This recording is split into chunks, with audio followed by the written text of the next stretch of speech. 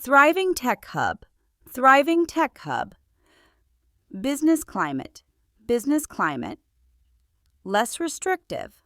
Less restrictive. It all adds up. It all adds up.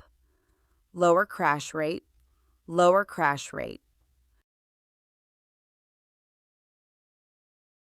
Okay, so let's dig into this. Some pretty big news dropped recently. Yeah, seems like a potentially significant step for Tesla.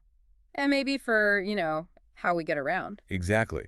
We're looking at these sources you shared, detailing Tesla's plan, their robotaxi service launch. That's right. The reports are zeroing in on Austin, Texas. Austin. And a specific date. June 12th. That's the planned launch date they mention. It's being framed as a major move. Right. So just to be clear for everyone, we're talking robotaxis, cars that drive themselves, no human driver, operating like a taxi. Yep, fully autonomous service. And based on these reports, our mission today, really, is to unpack why Austin, why there, and how is Tesla's way of doing this maybe different? Yeah. What makes their approach unique? Compared to others already out there, yeah. And, of course, the big questions. Potential impacts, challenges. What are we looking at? Exactly. So, okay, Austin. Why Austin? The sources are pretty clear. It's seen as this thriving tech hub. The Silicon Prairie, they call it. Yeah, something like that. Lots of startups, big tech presence, and, crucially, access to talent. From the University of Texas. Right. UT Austin is a big factor for that skilled workforce. Okay, that makes sense. Plus, Tesla's already got a huge footprint there with the Gigafactory. A massive footprint. That has to be a built-in advantage, right? Logistics, operations. Definitely. And beyond just the tech scene. Well, the sources highlight the Texas business climate overall really favorable, they say. Meaning, like taxes. Yeah, things like no state income tax for businesses. Yeah. Also, the regulatory side. Less red tape, maybe? Generally described as less restrictive for new ventures, plus flexible labor laws. It all adds up if you're trying to launch something new and scale it fast. Interesting. So it's talent, regulations, taxes. What about just, roads and power? Infrastructure. Absolutely key. Austin's got developed transportation networks, highways, airport access, all vital for logistics. And power for the operations, I guess. Yep. Texas's energy resources are mentioned too. Stable power for big operations. It's really a mixed talent. Business climate, infrastructure makes Austin a compelling testbed. Okay, Austin sounds like a pretty fertile ground then. Now, the sources also mentioned Tesla's robotaxis will operate differently. Right. Compared to competitors like Waymo or Cruise. What's the main difference they're pointing to? It boils down to Tesla's vertical integration. Deep vertical integration. Meaning they make everything themselves. Pretty much. They design and build the cars and, crucially, the full self-driving software, the FSD. Okay, the brain and the body. Exactly. And the sources suggest this could let them scale up potentially much faster. Why faster? Because there's a tighter feedback loop.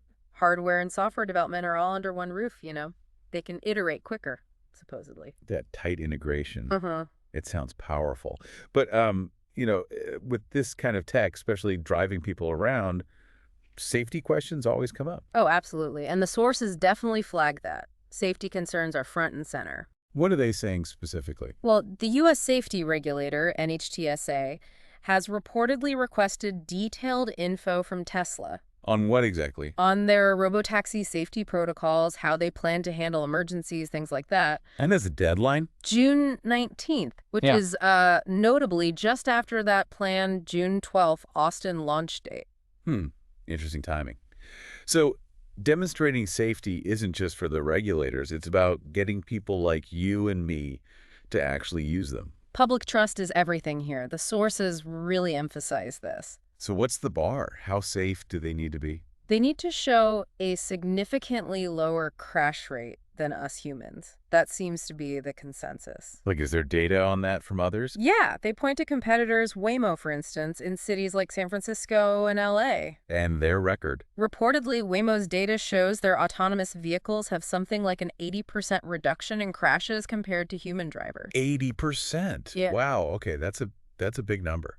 It's a really impactful benchmark. So, Tesla service in Austin, It'll need to meet or ideally beat that kind of safety performance to gain broad acceptance. Right. So this Austin launch, it's way bigger than just Tesla or just Austin. It's like it's where the rubber meets the road for this whole idea. Yeah, it's technology meeting urban planning, meeting economic strategy. Austin is basically the proving ground. A test bed for something that could genuinely change how we all get around someday. It connects all those dots, movement, city design, business models. It feels like a very tangible step in a much bigger shift. Which kind of leaves us with a question for you listening in to think about. Given these safety questions that are definitely being raised, but also the potential upsides, and maybe benchmarks like that reported 80% crash reduction from Waymo. Yeah. What level of demonstrated safety, what kind of proof would you personally need to see before you feel comfortable hopping into a robotaxi?